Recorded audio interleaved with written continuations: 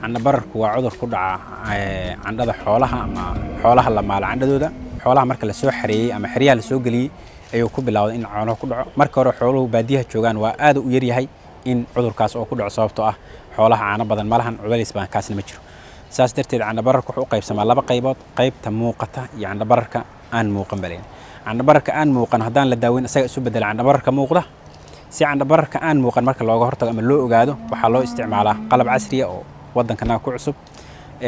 si loo baaro waxaa la raacaa tillaabooyin saddex ah tillaabada koowaad waxaa muhiim ah inaan isticmaalno ama nadiifino jeermis-dilayaasha gacmaha naga ha noqoto ama candhada neefka tillaabada labaadna waxay tahay inaan helno weelkii aan ku baarin caanahaas caag loogu talagalay in lagu baaro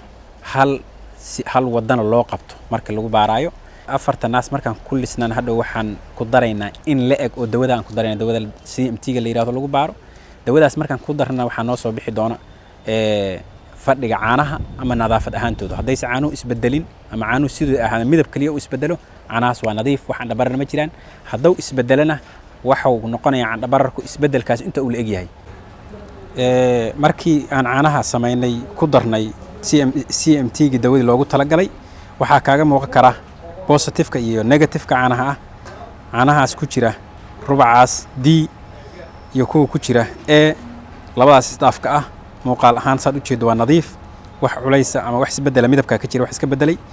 caanaha ku jira B iyo C isbedel leeyihiin waa candha-barar darajada koowaada maaragta wax yara ku jira halkaas iyo caanaha ku jira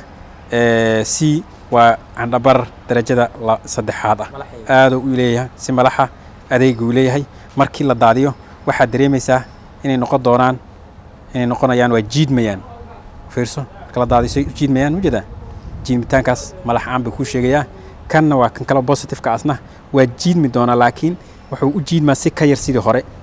oo marka positive-ku waa kan koow darajada koowaad kana waa positive-ka darajada labaad aragtay wax ku haray soo u noqonayo labadaana waa negative testigan waxaan u isticmaali karnaa iyo weelkan iyo dawada iyo CMT-ga kulligood waxaan u isticmaali karnaa xoolaha irmaanka oo dhan isla natiijaduna ku sii doonaa hadday positive tahay iyo hadday negative tahay labadaba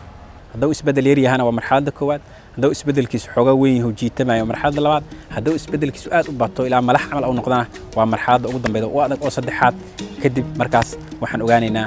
habkii aan u raaci lahayn inaan daaweyno isbedelkaas tirada badan